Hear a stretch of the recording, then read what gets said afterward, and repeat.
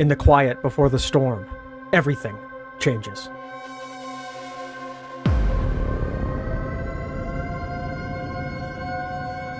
It is not the gear that matters, it's how you use it. The difference between success and failure is in this moment.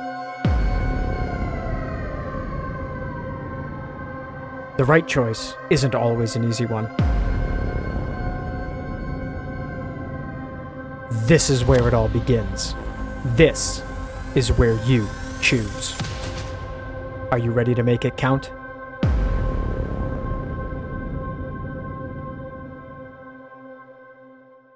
Hey folks, welcome back to the Outdoorsman YouTube channel. My name is Will. Listen, if you're just starting to think about getting into prepping, or if you're already out there in the wild with all of your gear, well, this video is for all of you. Today we're going to cover the top 5 mistakes that all beginning preppers make. These are the kind of mistakes that might make you cringe a little bit when you realize that you probably have made them. But don't worry, we have all been there. You're about to get back on the right track to becoming the prepared citizen you were always meant to be.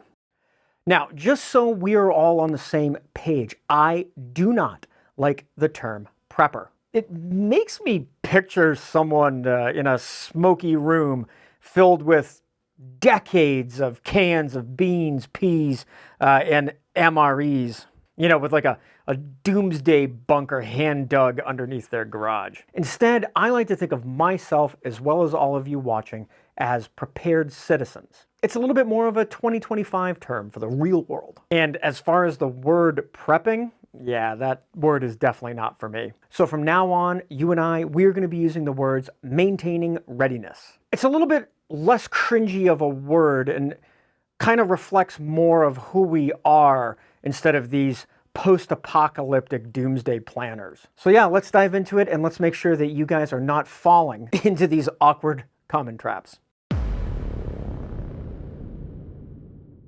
Look, if you're just starting out, you might think that having this huge pile of gear is going to help you. Well, spoiler alert, it's not. Without having a solid plan, you are just going to be spinning your wheels. Having a clear and concise plan is the foundation of your readiness. Whether it's going to be a bug out plan or a bug in plan, having a roadmap of how you're going to handle an emergency is essential, ladies and gentlemen. Know your routes, know your alternatives, and most important, know where you're going. Now, this plan should also cover your family's safety. Where are you going to meet up? And most importantly, what you're all going to do as a group if things go sideways. And not having a plan, and I mean a well thought out, well constructed plan, is the #1 mistake. Just buying a whole bunch of gear and saying, well, I'll figure out the plan later. Guys and girls, that is not going to cut it. Hoarding food, let's be real. I see it all the time, everywhere. Preppers hoarding food. Beans, peas, MREs, and then a bunch of toilet paper, shaving cream, toothpaste. You name it, you hoard it. Now look, you're gonna run out of food eventually, so don't make the mistake of thinking that what you have is gonna set you up for life. Listen, we all need food. We need nourishment to survive, but you can't live on hoarded food forever. Eventually, you're gonna have to go out. You need to learn how to hunt. You need to learn how to fish, trapping, scavenging, gathering out in the forest. You gotta start these skills now before you find yourself 6 months deep into a diet of MREs. Plan for the long haul. Just don't stockpile, well, everything. Be sure you're setting yourself up with practical skills for food procurement, not just relying on a mountain of cans.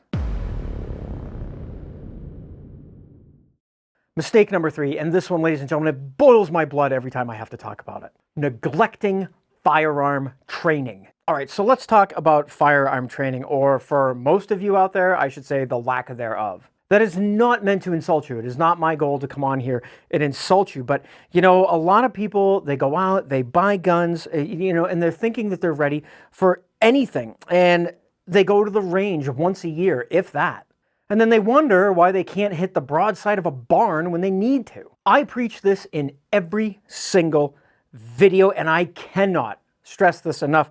Firearms training is probably one of the most overlooked aspects of maintaining readiness. Again, a lot of you folks think that you can just grab your rifle or your handgun and head to the range and squeeze off a couple of rounds and boom, you're instantly trained on how to use a firearm. Guys, that's not how it works. Listen, owning a firearm is one thing, but actually knowing how to use it, well, that's a whole other ball game. So let me ask you this question. When was the last time you actually trained with your firearm? I'm talking about real world training here, not blowing through a box of ammo at your local gun club and calling it a day. How confident are you that you could actually hit a target if you needed to, and at the same time know how to defend yourself? Good firearms training isn't just about shooting at paper targets with your friends, it is about muscle memory. Understanding how to manage stress, learning how to properly clear jams, transitioning between different types of firearms on your person, and obviously actually being able to hit what you're aiming at under severe stress. Trust me when I tell you this, ladies and gentlemen, you do not want, under any circumstances, the first shots you take in a real life situation to be the first shots you've ever fired out of your gun. Now, this mistake can seriously come back to bite you in the ass if you are not careful. You might have all the food, you might have all the ammo, you might have all the tactical gear in the world, but if you can't treat an injury when it happens, you're in trouble. Most people, you think about food and weapons and a place to bug in, but I see a lot of questions on some of the internet groups about medical supplies and how they're often neglected. You definitely need to have a dedicated basic first aid kit that covers anything from minor scrapes and burns and a little more of a serious injury. So what do you really want to have in that basic first aid kit? Well, for starters, you want to have things like bandages, like gauze, antiseptic wipes, medical tape. These are just a couple of the basic essentials for treating minor wounds and obviously, stopping infections before they become a bigger problem.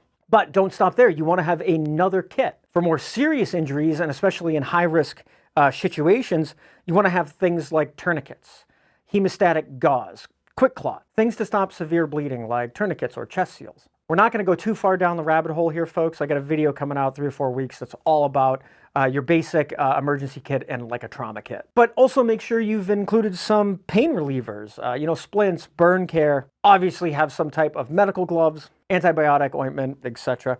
Now, I'm not saying that you all need to become a field medic overnight, but you do need to know what's in your kit and make sure that it is always packed and ready to go. Rotate out those supplies too that expire. Again, having the right supplies is crucial and very important, but really they won't do you any good if you don't know how to use them when the time comes. So again, we're going to harp on the training pretty hard here, folks.